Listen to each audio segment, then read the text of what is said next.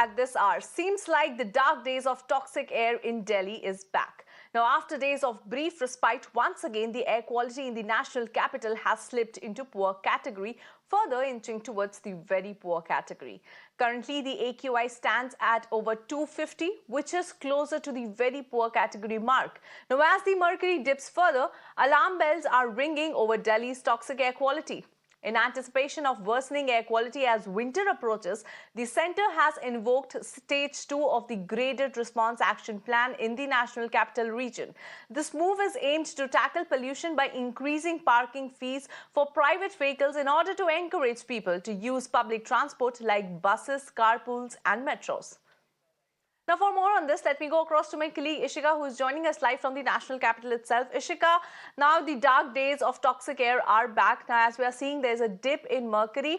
Slowly and slowly, the air pollution is inching towards the very poor category. Currently, it's at the poor category. What is the scenario around you? Because, as the temperature dips, we see foggy atmosphere in air and also breathing difficulties are also faced. So what is the current scenario around you right now?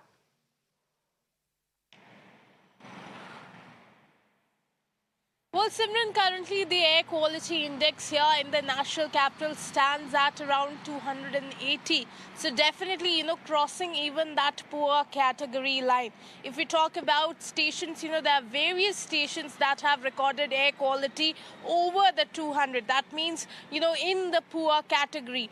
Now, as you correctly said, the GRAP 2, the stage of, second stage of GRAP has been invoked in the national capital from yesterday itself, and in that there is one clause which says that the parking space there the charges will be high to promote public to use the public transport. Now, apart from that, it also asks the government to increase mechanical sweeping, use more of water sprinklers so that dust doesn't settle in.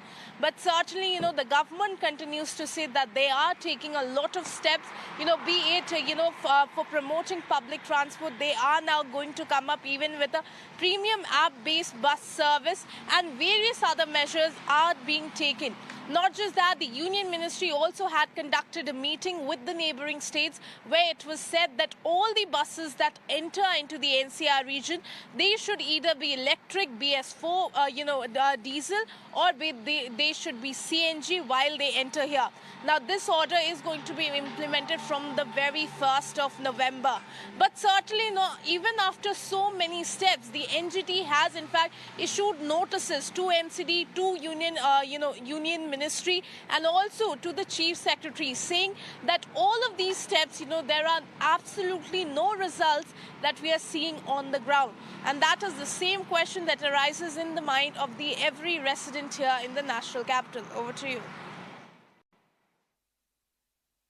Right, Ishka, as you correctly pointed out, that steps are taken, but there is no response or no outcome. On that note, I appreciate you joining us live with all those important details from the national capital.